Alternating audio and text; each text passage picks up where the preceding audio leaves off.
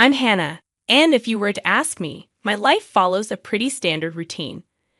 A decent job, a reliable husband named Mark who's been my rock since college, and two kids who are a mix of sweetness and mischief.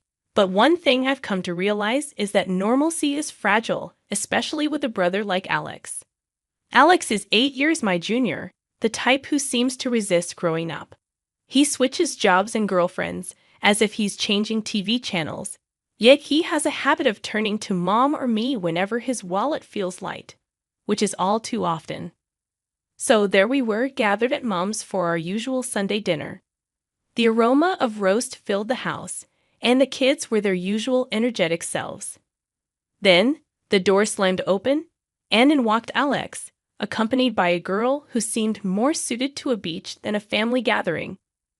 Her dress was so short that Mark nearly choked on his tea when he saw her. "Family, meet Lisa," Alex announced proudly, as if introducing a prize. "My fiancé. And guess what?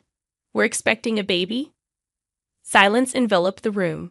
Mark coughed violently, Mom froze with her mouth half open, and I just stared, internally sighing. "Here we go again. Alex, are you out of your mind?" I couldn't help myself. I blurted out. "You can barely take care of yourself."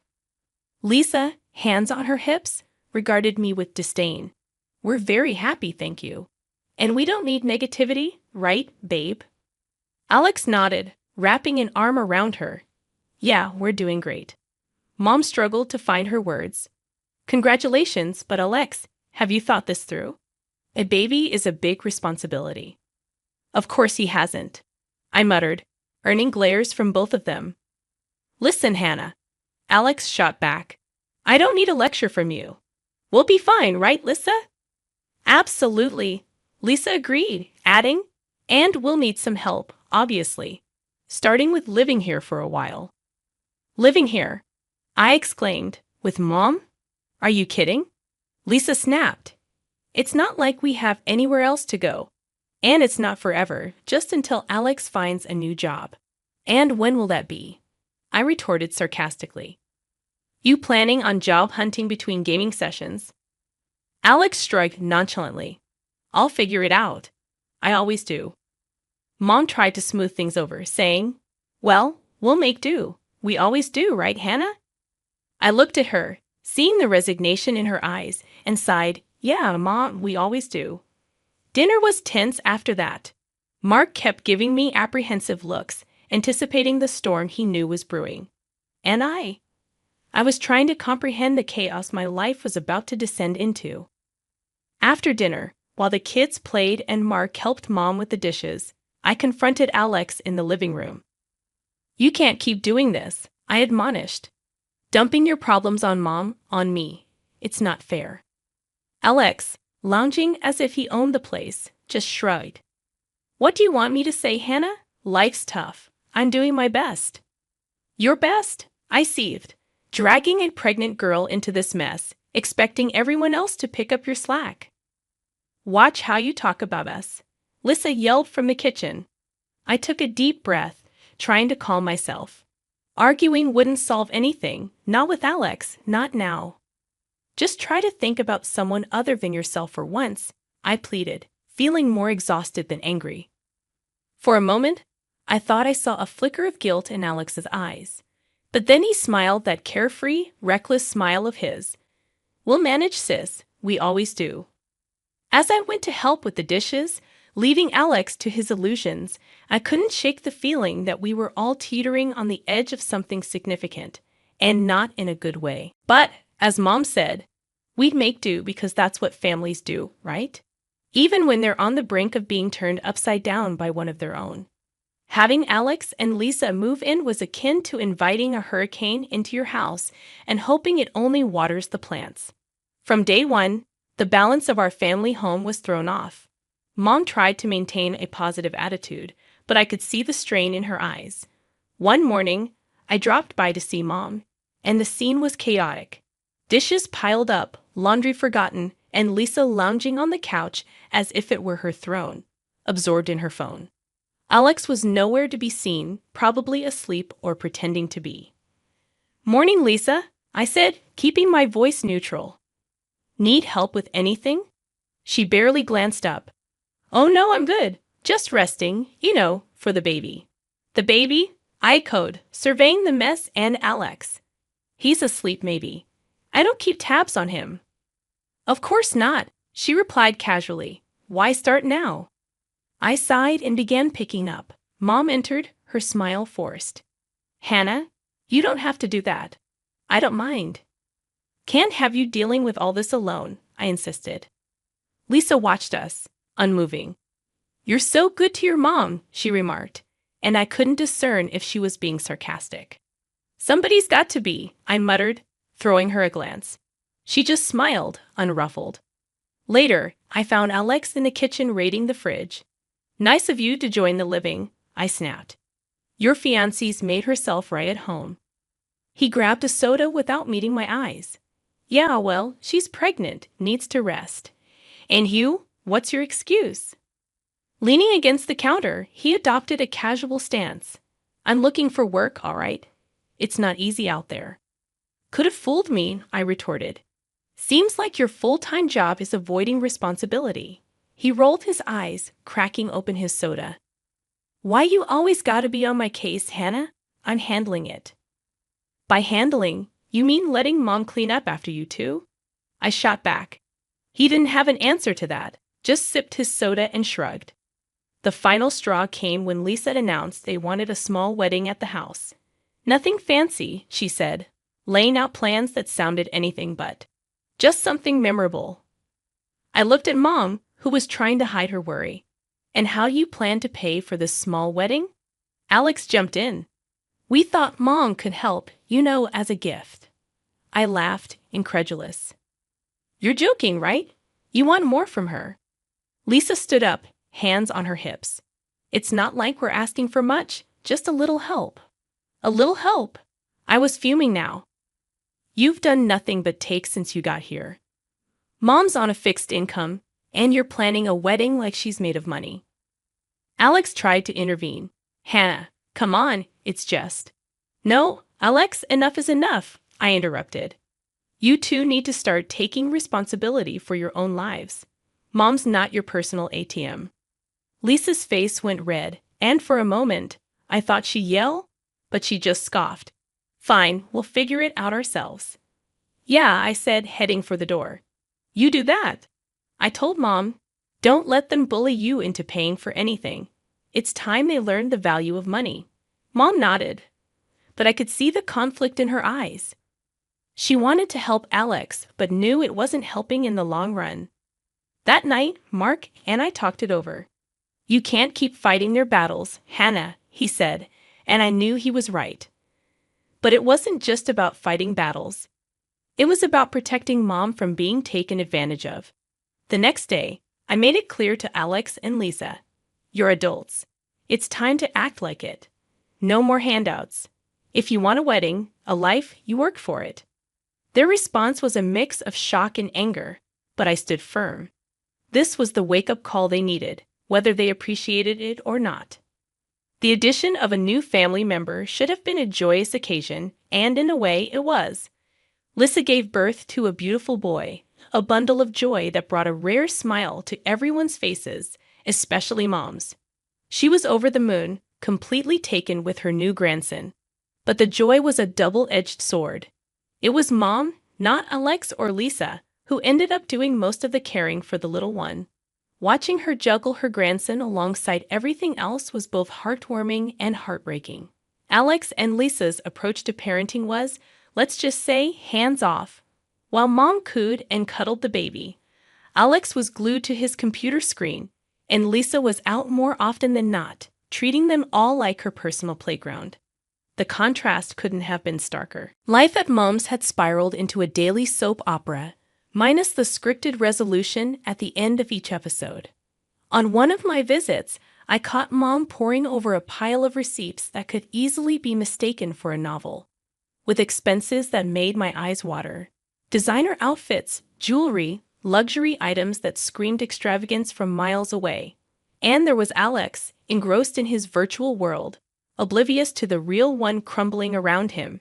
his newborn son a mere background to his gaming adventures. Alex, isn't it about time you hit pause and maybe, I don't know, looked for a job? My attempt at lightheartedness did nothing to pierce his focus. He grunted something unintelligible, not once tearing his gaze from the screen. Working on it, he mumbled, the same old song and dance.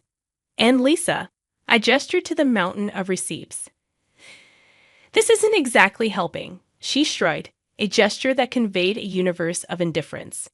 I rounded on Mom. How can you just sit by and watch them drain you like this? Mom sighed, a sound so heavy it seemed to carry the weight of the world. It's only money, Hannah. I can't lose my grandson over it. That's when Lisa waltzed in, arms laden with shopping bags, a triumphant grin plastered across her face. Nothing like a little retail therapy, she announced, dropping her spoils on the table as if she returned from a successful hunt. Therapy? More like grand larceny, I muttered. Mom can't keep this up, Lisa, I said, my voice firm. Her eyes narrowed to slits, her voice cold and sharp as ice. And neither can you? Perhaps we should just leave then. Let's see how often Mom gets to see her grandson after that. The thread hung in the air like a toxic cloud, threatening to choke us all. I looked to Mom for a sign of outrage, but she met my gaze with a resigned shake of her head, a silent plea to drop it. Later, in the sanctuary of the kitchen, I tried again. You can't let them use you like this, Mom. It's not right. She continued her tea ritual, a calming contrast to the storm brewing in my chest. I know, dear, but what choice do I have? That's my grandson. There has to be a line, Mom. They're walking all over you. She handed me a cup of tea, her eyes locking onto mine with an intensity rarely seen. I'll handle it, Hannah. Trust me. I've got this under control. Control. The word tasted bitter. Seems more like they're controlling you, I said. She patted my hand, a gesture meant to soothe. Just trust me, dear. As I left, the image of Alex lost in another world, while Lisa admired her latest shiny trinket nod at me. Mom might think she had a handle on things, but from where I stood, it looked like we were all being dragged down by their weight. The trouble started when Mom got sick. Out of nowhere, one day she was fine. The next she was rushed to the hospital with what turned out to be a serious condition. I was there in a heartbeat, barely had time to grab my purse before I was out the door. The hospital became my second home, sitting by her bed, holding her hand and praying she'd pull through. I called Alex, tried to get through to him and Lisa, telling them, Mom's sick. She's in the hospital. You need to come now. But all I got back were excuses. We're a bit tied up right now, Hannah. You know how it is? Alex would say, or Lisa would chime in with. We've got plans already. Can't just drop everything. Plans. Their social calendar was apparently more important than their sick mother lying in a hospital bed. I couldn't believe it. Couldn't understand how they could just carry on with their lives, partying and living it up while Mom was fighting for hers. I was running on fumes between my job, the kids, and now this. But I didn't have the luxury of being tied up or having plans. Mom needed me. So that's where I was, every day, hoping for some improvement, for her to wake up and tell me everything would be okay. 2 months of this hell. And then just as suddenly as she fell ill, she was gone. I was there, holding her hand, telling her I loved her, that I'd look after everything, not to worry. And where were Alex and Lisa? Out living their lives without a care in the world, not even bothering to see if Mom, or their son for that matter, needed them. The funeral was a blur of faces, condolences, and the overwhelming feeling of loss. But Lisa, in her barely there black dress, managed to stand out, drawing disapproving looks and whispers from everyone. Alex was just as detached, showing no sign of grief, almost as if he was relieved it was all over. The day after, I went to Mom's house, needing to feel her presence. But I was met with Lisa's sneering face.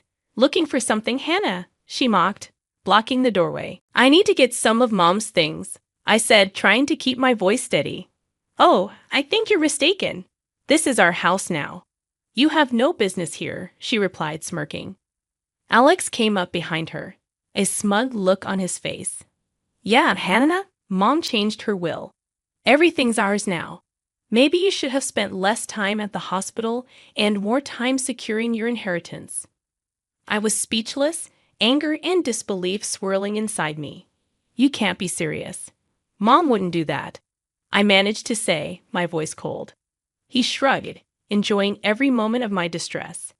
Believe what you want, but you're not welcome here, he said, while Lisa laughed, enjoying the spectacle. Guess you should have been nicer to us, huh? Their cruelty hit me hard, but I wasn't about to show them how much. We'll see what the notary says about this. I managed to say, my voice cold.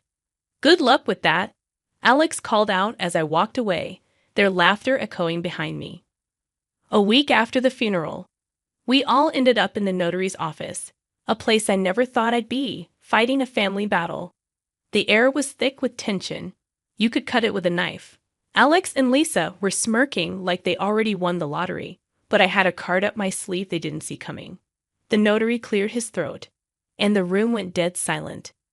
The will Mr. Alex Kramer has been referring to, he began, I, my brother, is not the final will your mother made. Another visit here with Hannah to draft the final document. Lisa's face turned a shade I didn't know existed. What the hell does that mean? She spat, her voice like venom. It means, I said, my voice steady, that Mom knew better. She left the house to me, not you. The notary nodded. Indeed, the house goes to Hannah. Alex jumped up, his face red. She wouldn't do that. Lisa was on her feet too, screaming insults at me that would make a sailor blush. The notary raised his hand, calling for silence. There's more. If it's found that there was any pressure applied to change the will, legal actions could be taken. Alex, still fuming, shot back. I'm her son too. I deserve half of everything. The notary, unfazed, pulled out another document. Your mother anticipated such a claim. Hence, she divided her money into 2 equal parts. However, he paused, looking directly at Alex. She deducted from your share all the money you and your wife have received during your marriage. You could hear a pin drop. How much is left then? Alex's voice was barely a whisper. $10,000, the notary replied. Lisa's scream could probably be heard a mile away. 10,000? That's it? I couldn't help but feel a mix of sadness and relief. Mom had seen through their greed. Seems like Mom knew what she was doing, I said, more to myself than anyone else.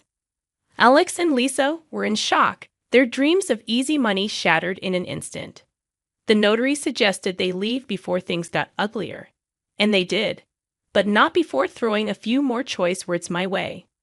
After the showdown at the notary, things escalated pretty quickly. Alex and his wife, Lisa, were set on clinging to Mom's house like they owned the place. It was a mess, a proper circus show, until it got so heated that I had no choice but to call the cops. I never thought I'd see the day where I'd have to drag the police into family drama, but there we were. When they finally left under the watchful eyes of the police, the air in the house felt different, heavier somehow. Mark and I started the grim task of taking inventory, noting the gaps where things used to be. It was clear as day they'd been selling off Mom's things. My heart sank. How could they? I was livid, ready to drag them through the courts. I can't believe this, Mark. They've stolen from us from Mom. We should sue them for everything they've got left. Mark, ever the voice of reason, put a hand on my shoulder. Hannah, I know you're angry, and you have every right to be, but think about it. Maybe, just maybe, they'll use that money for something good, for the kid. His words hit me harder than I expected. It was a slim hope, clinging to the idea that maybe, just maybe, they'd finally start acting like responsible adults for their child's sake. It didn't make what they did right, but it gave me a sliver of hope that maybe the cycle would break with their son. Deep down, I knew Mark was right. Pursuing them legally would just drag us all through more mud. And for what? The chance at a few dollars and more heartache? No, it was time to let go, to move forward, and focus on healing, on building something better from the wreckage they left behind. So I let it go, not for them, but for me, for us. It was time to close this chapter and start anew. with the hope that maybe, just maybe, they'd find their way. Months rolled by in silence, a welcome break from the chaos that had enveloped our lives. But peace has a way of being fleeting. Word got to me that Alex and Lisa had sunk further, living in some rundown apartment, scraping by. Alex was jumping from one odd job to the next, and Lisa, she was chasing after rich men, leaving their little boy, my nephew, pretty much on his own. Hearing that felt like a punch to the gut. That kid deserved better, so much better than what those two could ever offer him. I started gathering the paperwork, the legal documents needed to strip them of their parental rights. It was a heavy decision, but every fiber of my being told me it was the right one. That boy needed a real family, stability, and I was determined to give it to him. When I finally approached Alex and Lisa with the idea, bracing for a fight, their reaction took me by surprise. They were indifferent, almost relieved to be rid of the responsibility. "You sure about this, Hannah?"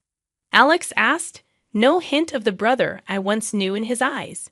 "You know, taking on a kid is a lot." I couldn't hide my disgust, my disappointment.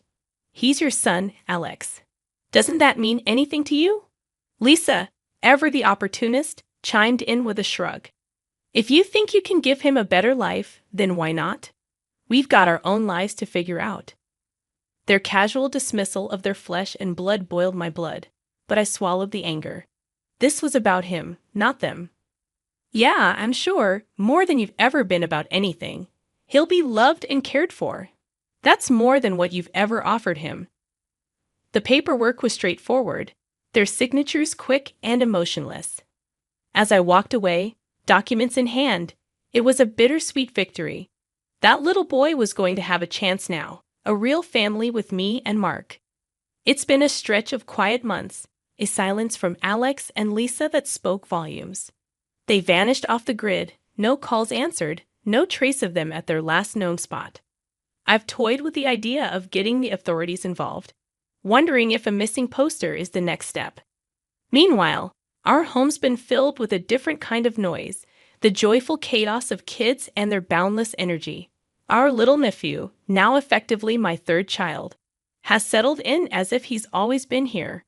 My kids, bless them, have taken to him like ducks to water, showering him with the kind of love and attention that's both heartwarming and a tad overwhelming.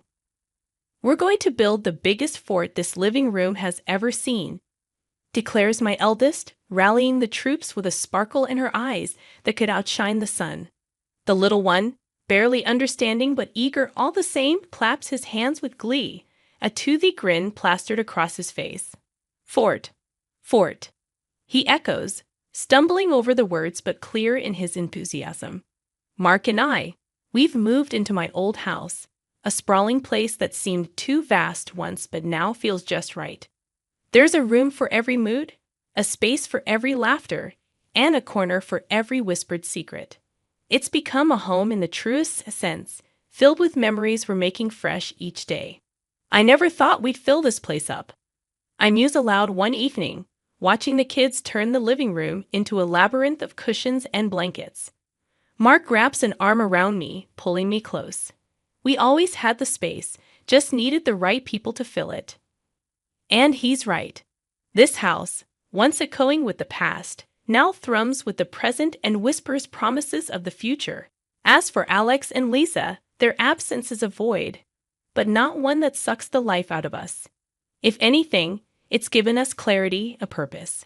We've built something solid, something real, out of the wreckage they left behind.